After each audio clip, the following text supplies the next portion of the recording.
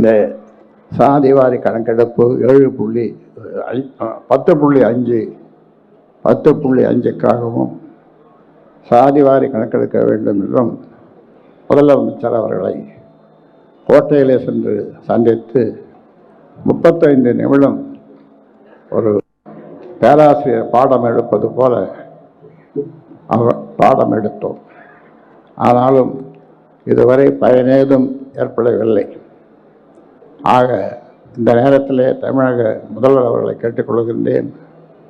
நீங்கள் 10.5 சாதாரணமாக ஒரே வாரத்திலே கொடுக்க முடியும்.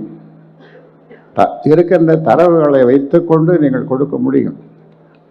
ஆனாலும் இது செய்ய மறுக்கின்றீர்கள். இது இன்னொன்று சாதிவாரி கணக்கெடுப்பு, மத்திய அரசு தான் எடுக்கும் என்று சொல்லிக்கொண்டு தட்டி கழிக்கின்றீர்கள். நான் இந்த நேரத்தில் சொல்லுகின்றேன், உங்களாலே முடியும். பல மாநிலங்கள் அதை செய்திருக்கிறார்கள். நீங்கள் உங்களாலே முடிவதை மத்திய அரசிடம் ஏன் விடுகிறீர்கள்?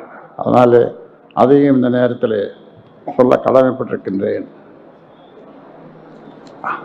அதற்காக போராடாமல் நாங்கள் விடமாட்டோம், விடப்போவதும் இல்லை. ஏனென்றால் இந்த மக்கள், தமிழ்நாட்டு மக்கள் எதிர்பார்த்து கொண்டிருக்கிறார்கள். அதனாலே ஒரு கடுமையான போராட்டத்தை எங்களுடைய இளைஞர்கள் எதிர்பார்த்து கொண்டிருக்கிறார்கள். போராட்டத்தை அறிவுங்கள் ஐயா என்று 14 வயசு 15 வயசு பையன் அல்லது பெண்கள், பெண் தெய்வங்கள் எதிர்பார்த்து சொல்லுகிறார்கள். 10.5 அவங்களுக்கு படிஞ்சு போச்சு மனசில்.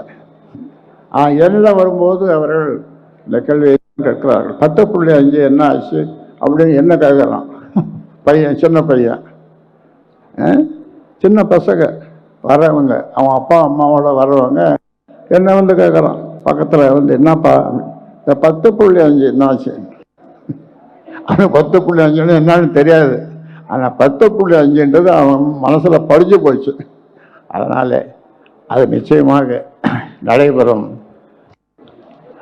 இந்த நேரத்தில் அதை நான் சொல்ல கடமைப்பட்டிருக்கின்றேன். செய்திகளை உடனுக்குடன் தெரிந்து கொள்ள கீழ்கண்ட கேபிள் மற்றும் டிடிஹெச் நெட்வொர்க்குகளில் எம்நாடு செய்தி தொலைக்காட்சியை காணுங்கள்.